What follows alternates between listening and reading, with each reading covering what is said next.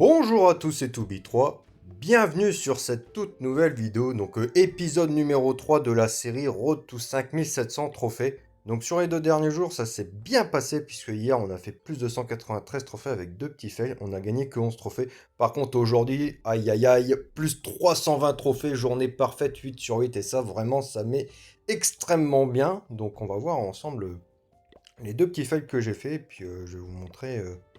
donc 4 perfs, donc la saison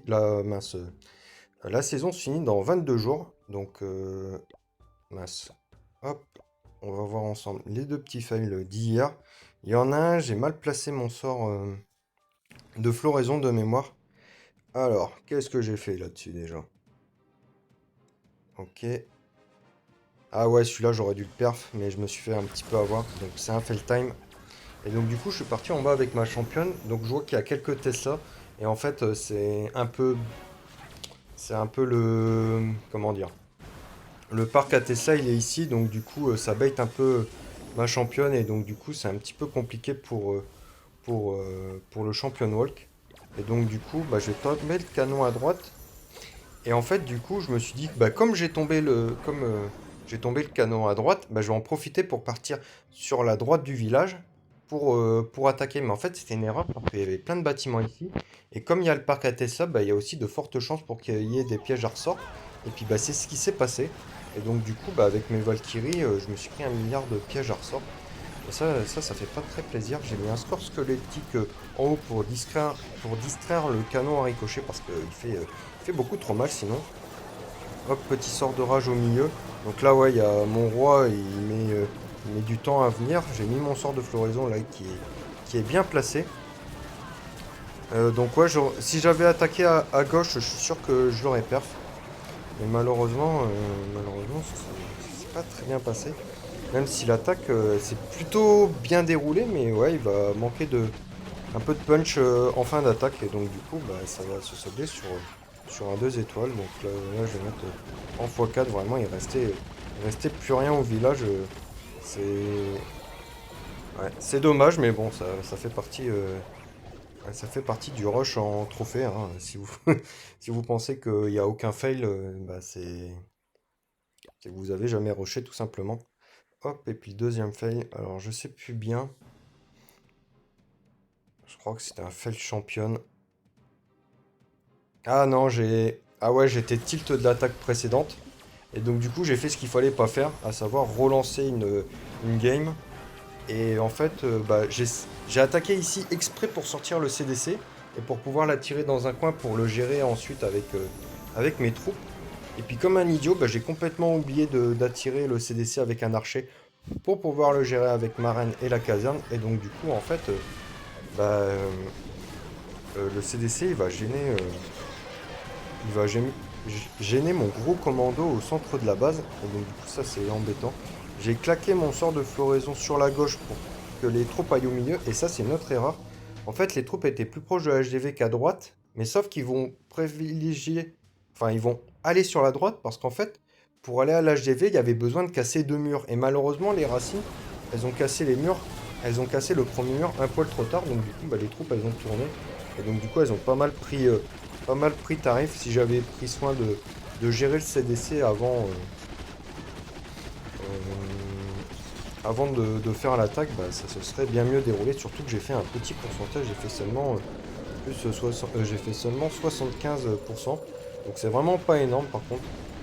Parce que bon, des failles à 90% et plus, ça arrive. Et donc du coup là, j'ai gagné que 24 trophées alors que 90% et plus, on est aux alentours de 28 trophées, quelque chose comme ça.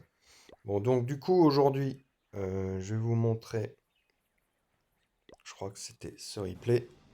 Ouais, donc un replay avec double tour runique de rage. Et dans ce cas-là, faut pas faire son radin. Ils font claquer la capacité Warden très tôt. Quand quand les tours uniques de rage sont activés.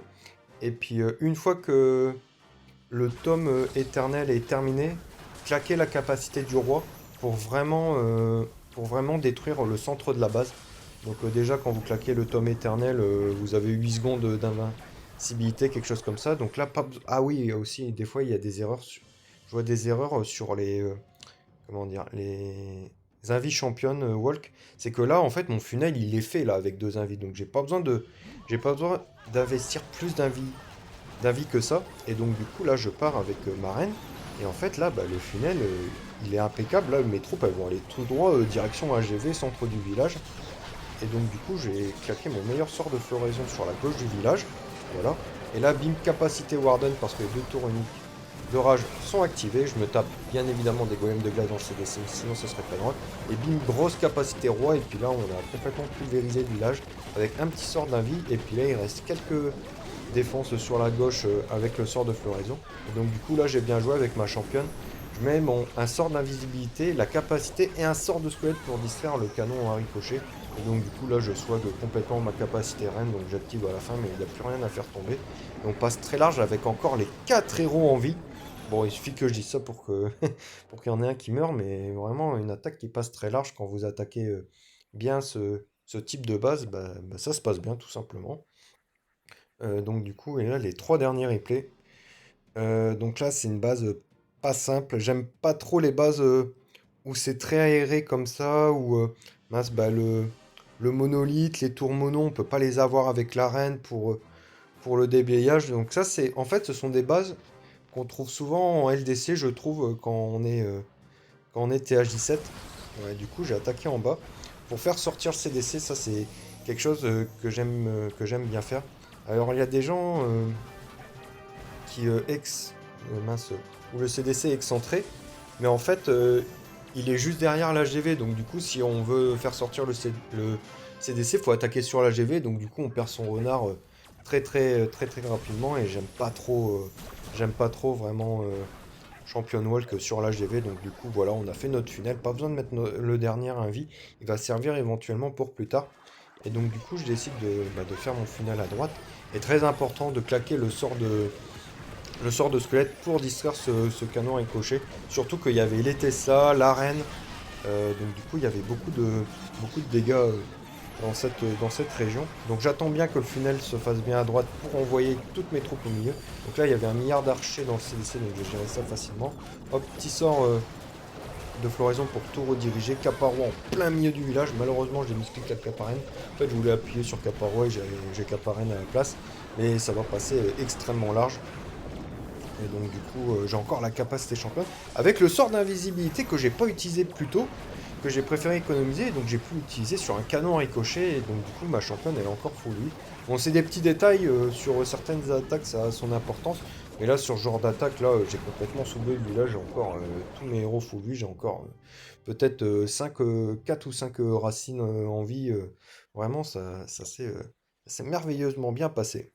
Hop, on est parti pour l'avant-dernier replay. Donc là, du coup, on a un village, encore une fois, qui me dérange un petit peu dans le sens où on a le monolithe qui est tout seul au centre de la base. Et donc, du coup, pour l'atteindre, bah, il faut se lever de bonne heure. Et ouais, c'est vraiment des bases. C'est vraiment des bases. Dès que. C'est vraiment des bases chiantes. Dès que. De toute façon, bah, le monolithe, si vous cassez pas les remparts, en fait, vous avez aucun accès. Même avec l'arène qui a une portée très longue, vous ne pouvez pas avoir le monolithe. Vous êtes obligé de casser les remparts, sauf qu'en fait les racines, elles vont jamais aller sur le monolithe, elles vont toujours avoir d'autres défenses qui sont plus proches. Donc du coup, là sur l'attaque, je décide de casser l'anneau de rempart comme d'habitude. Et là, le championnat, il s'est merveilleusement bien passé, comme vous pouvez le voir. Bah là, on a très bien cassé l'anneau de rempart et on va partir sur la droite du village. Donc caserne, reine. J'aurais pu mettre un peu plus sur la droite. Là, je décide de faire une ouverture charismatique qui va pas être utile. J'aurais dû utiliser mon sort de squelette ici pour distraire le canon à ricochet. Donc petite erreur de ma part. Et puis là, très important, claquer le sort de floraison ici. Parce même s'il n'y a que 3 bâtiments qui sont... comment dire, où le sort de floraison ne prend que 3 bâtiments, bah en fait le funnel il est exceptionnel dans le sens où toutes les troupes vont aller à droite et donc du coup elles vont pas se split. Bon, le roi a essayé de casser un mur sur la gauche mais est très vite revenu sur la droite quand les racines ont ouvert. Donc je me tape triple golem de glace, sinon ce serait pas drôle. Et donc du coup là on est très bien. Ouais, je sors mon sort de squelette sur le monolithe au centre de la base. Il a défoncé mon Warden. Et donc du coup là la reine elle revient parce que j'ai claqué le ballon piquant et les bottes sismiques sur le roi. Et donc du coup, le géant va pouvoir gérer le monolithe. Bon, encore une fois, ça passe extrêmement large. Et donc du coup, en plus, 40 trophées comme on les aime. Donc ouais, c'est vraiment des villages pas forcément simples, mais si on a la bonne approche et que ça se passe bien, bah, ça déroule. Et là, je vais vous montrer la toute dernière attaque. Donc vous imaginez pas la pression que j'avais à ce moment-là pour faire une journée parfaite. Et là, je vois une double runique d'invisibilité. Alors des bases bien cancer. Et là, c'est très très important d'avoir le sort de squelette dans la main. Franchement, c'est un sort très sous-estimé. Mais alors là, si j'ai pas c'est simple, si j'ai pas le sort de squelette sur cette attaque, bah, tout simplement c'est un fail. Et donc du coup, on va essayer d'attaquer sur ce canon ici. Mais sauf que le problème, c'est qu'il faut déblayer d'abord le compartiment à droite. Là, je claque un sort d'invisibilité pour être sûr que la championne tape la tour de sorcier à droite.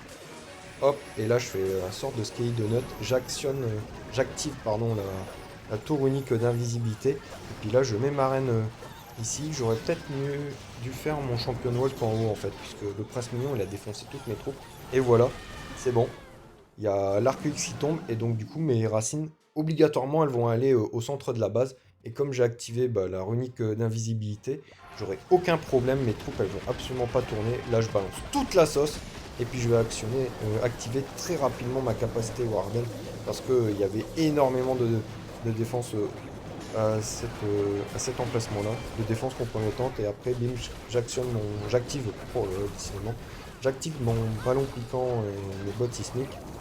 En haut, la reine, elle fait son taf. Et donc, du coup, là, on arrive en fin d'attaque et on a encore 3 héros en vie. Et il reste juste une catapulte ainsi qu'un cracheur. Je sais plus comment ça s'appelle, un cracheur de feu ou quelque chose comme ça. Et donc, du coup, bah, ça va passer. J'étais très content parce que c'est vraiment le genre de village sur lequel on peut se casser les dents si ça se passe très mal. On peut même faire une étoile, hein, puisqu'il y a une tour unique d'invisibilité au niveau de l'HDV, mais là, ça s'est vraiment très très bien passé. Quand vous prenez très bien ce genre de village, bah, ça donne de jolies 3 étoiles. Donc bah, j'espère que la vidéo vous aura plu, hein. Si c'est le cas, n'hésitez pas à mettre votre meilleur pouce bleu, à vous abonner, à commenter, à partager. Et puis quant à moi, je vous retrouve très très bientôt pour une prochaine vidéo. D'ici là, portez-vous bien. Allez, salut!